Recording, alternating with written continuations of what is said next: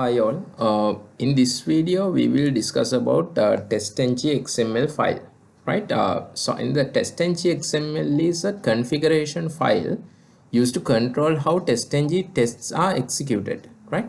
Instead of running test classes individually, we can define test suites, test groups, classes, packages, parameters, and parallel execution settings in TestNG uh, XML file, which is a single file, right?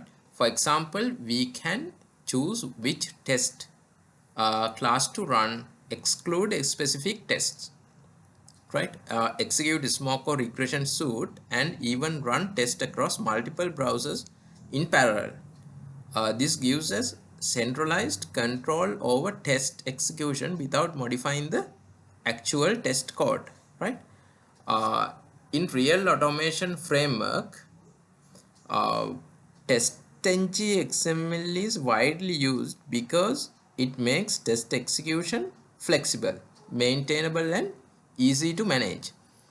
It is one of the key features that helps TestNG support large-scale automation project efficiently.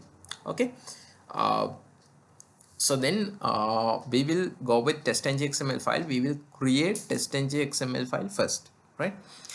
So I am using IntelliJ IDEA IDE.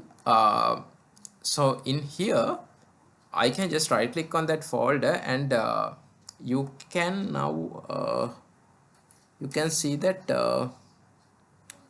yeah, there is no create TestNG XML file. That means you need to go to settings first, right? Here settings in this tool, right, and go for plugins, right?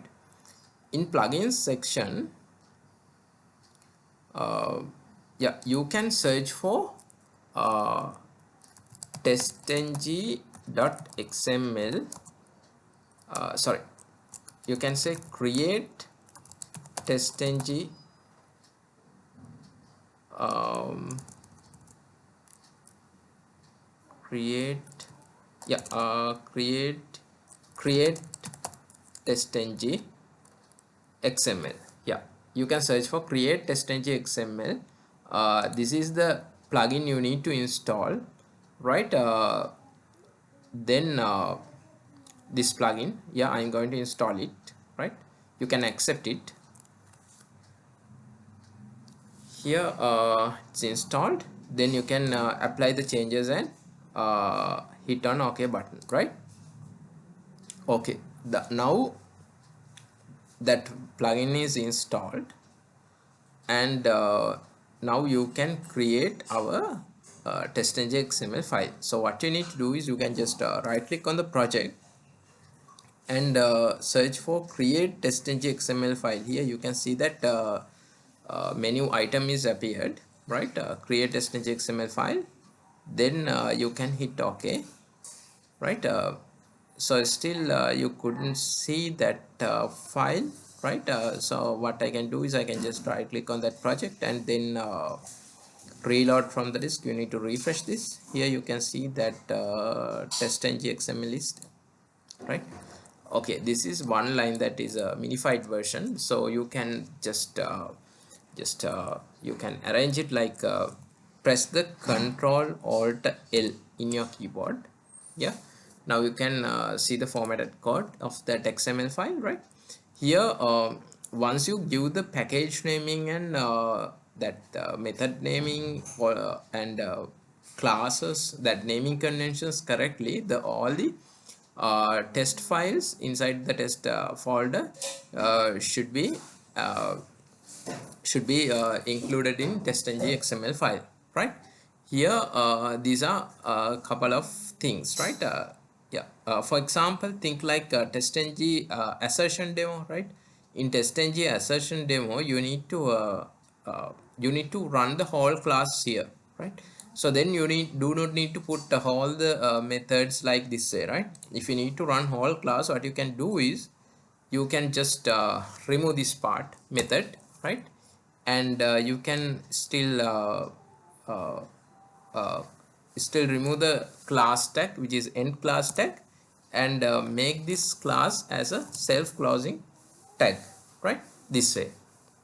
And think like in here TestNG demo, right?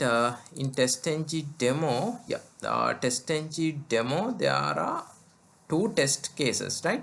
Through the TestNG file, what you need to do is you need to just run only the first file, right?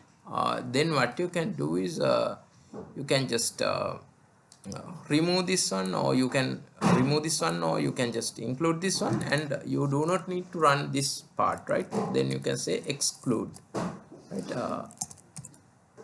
Exclude, right? Exclude test, right? Okay. And if you do not need to run that test engine dependencies, right? So you can just remove it, right? This is the basic structure you need to follow when you create TestNG XML file, right? You can put whatever the classes you need to run, right? You can remove whatever the classes you do not need to run for that specific run, right? Execution, right? Okay, I just save this one. Actually, I need to remove this one as well because it takes time, right? Okay, then I just right click on that XML file. I'm not going to run class by class, just XML file, and run TestNG XML, right? Okay. uh, then TestNG assertion demo, that whole class should be run. Okay, here this is TestNG assertion demo, that hard assertion failure is there, soft assertion failure is there, right? And here that TestNG demo class, here this one is the TestNG demo class. Only my first test is run, right? Because my second test is exclude here, right? Okay, so in that way you can control the testing flow through the TestNG XML file. Hope you can understand this.